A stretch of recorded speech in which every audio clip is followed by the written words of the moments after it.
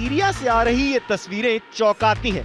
अभी महीने भर ही हुए हैं कमांडर जुलानी को दमिश्क की गद्दी पर काबिज हुए कि सीरिया के होम से आने लगी है गोलियों की आवाज। गोलियों की आवाज सुनकर लोग चौंक गए और अपनी अपनी जान बचाने के लिए इधर उधर भागने लगे। सड़कों पर हजारों लोग इकट्ठा हो गए। भले ही कमांडर जुलानी दमिश्क की सत्ता पर काबिज हो चुका है, लेकिन सीरिया की स्थिति हर गुजरते दिन के साथ बिगड़ती जा रही है और दुनिया के वॉर एक्सपर्ट्स को अब ये दिखने लगा है कि सीरिया में आने वाले कुछ दिनों में क्या क्या हो सकता है। सीरिया की स्थिति कितनी खराब हो सकती है। तो क्या सीरिया गृह युद्ध में फंस चुका है? अब देखिए सीरिया से आई दूसरी तस्वीर। सीरिया के दमिश्क पर काबिज कमांडर जुलानी असद के हर निशान को सीरिया से मिटा देना चाहता है। इसलिए कमांडर जुलानी ने अपने लड़ाकों को सीरिया के टाटस प्रांत में सीरिया के पूर्व राष्ट्रपति बशर अल असद के कमांडर रहे मोहम्मद कंजो को गिरफ्तार करने पहुंची। जुलानी के लड़ाकों को तनिक भी अंदाजा नहीं था कि असद के लड़ाके पहले ही घात लगाकर दमिश्क का बदला लेने के लिए तैयार है। नतीजा ये हुआ कि हजारों राउंड फायरिंग हुई और असद के लड़ाकों ने जुलानी के 14 कमांडर्स को मार गिराया। असद का मेजर जनरल मोहम्मद कंजो वो शख्स है जिसकी सीरिया की बदनाम जेल सेदनाया पर हुकूमत चलती है। मोहम्मद कंजो के फैसलों से सैकड़ों नहीं हजारों लोगों को मौत के घाट उतार दिया गया। टाटस में असद के लड़ाकों से खूनी संघर्ष के बाद Syrian observatory for human rights ने एक बयान जारी कर कहा है कि टाटस के दक्षिणी गांव के इलाके के खिरबेट अल माजा गांव में बंदूकधारियों के साथ झड़प में सार्वजनिक सुरक्षा बलों के 14 सदस्य मारे गए। दोनों पक्षों के 3 आतंकवादी भी मारे गए, साथ ही कई लोग घायल भी हुए।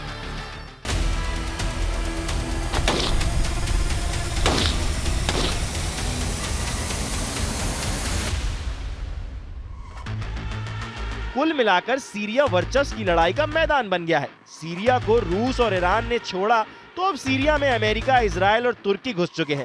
सीरिया में इजराइल के हमले जारी हैं। यही नहीं, इजरायली मीडिया रिपोर्टों के मुताबिक आईडीएफ गोलान हाइट्स में कब्जा किए इलाके में सौम्य चौकी भी बना ली है। फिलहाल ये मिलिट्री पोस्ट सर्दियों के महीने के लिए इजराइल ने बनाने का दावा किया है, लेकिन हालात को देखकर ऐसा लगता नहीं है कि इजराइल यहाँ से हिलेगी भी। संयुक्त राष्ट्र गोलान हाइट्स को सीरिया के कब्जे वाला इलाका मानता रहा है। हालांकि बफर जोन पर कब्जे के तुरंत बाद इजरायली रक्षा मंत्री इजराइल काट्ज ने सेना को पूरे सर्दियों में रहने के लिए तैयार रहने का आदेश दिया। आईडीएफ अपने कब्जे वाले इलाके और बफर जोन में अपनी घेराबंदी पूरी कर रहा है ताकि गोलान के लोगों और इजराइल की जनता की सुरक्षा की जा सके। इजरायली रक्षा मंत्री का कहना है कि हमने प्रधानमंत्री के साथ आईडीएफ को दक्षिणी सीरिया में हथियारों और आतंकी खतरों के खिलाफ एक रक्षा क्षेत्र स्थापित करने का निर्देश दिया है ताकि सीरिया में आतंक को जिंदा होने और फैलने से रोका जा सके। दूसरी तरफ जर्मन प्रेस एजेंसी डीपीए ने ब्रिटेन स्थित Syria observatory for human rights SOHR के हवाले से बुधवार को कहा कि इजराइल सेना कब्जे वाले गोलान हाइट्स के बफर जोन से परे कई जगहों पर सीरिया में आगे बढ़ चुकी है।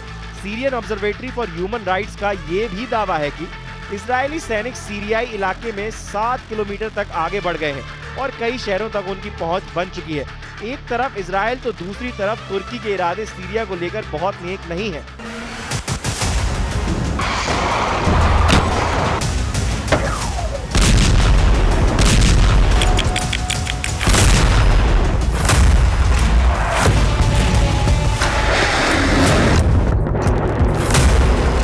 सबसे बड़ी बात यह है कि कुर्द लड़ाकों के पलटवार से तुर्की के राष्ट्रपति बौखलाए हुए हैं।